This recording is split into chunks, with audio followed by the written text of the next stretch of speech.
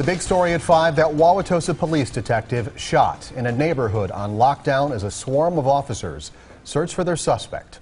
The area around 60th and Good Hope crawled with police for much of the day, with additional officers overhead in 2 police helicopters. Meanwhile, surgeons went to work on a Wauwatosa detective shot in the line of duty, a veteran member of the force who is in serious but stable condition. This all started about 9 this morning when 2 plainclothes detectives and 1 officer from Wauwatosa were investigating a burglary. Those 3 confronted a suspect near 60th and North in Milwaukee. He ran from a vehicle, shooting at the officers and hitting one of the detectives. Now, we have team coverage on this story. Julia Fellow is live at Freighter Hospital with the latest on the detective's condition. Jermont Terry is in the neighborhood that police had locked down. But we'll start with Yona Gavino at the scene of the shooting.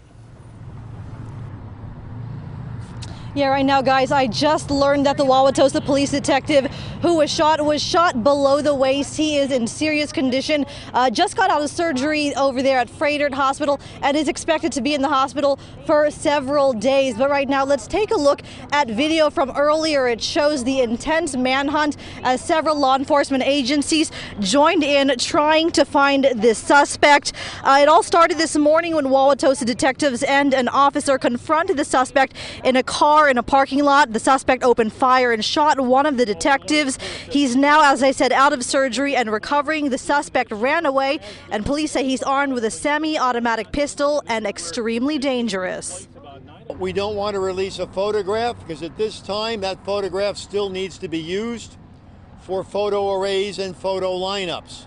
And the more people that see it, the more those photo arrays and lineups are compromised. So we're not going to release it until those are completed. Secondly, there may be rumors or tips or people trying to ingratiate themselves with the news media by providing the name of possible suspects. I urge you not to run that down. This individual is armed and extremely dangerous. We don't need you exposing yourself to unnecessary risk, and we certainly do not need this individual to be essentially tipped off that we know who he is and that we're actively seeking him. And obviously, a bunch of presence outside his or her house or apartment would certainly do that. So please, restraint is the order of the day.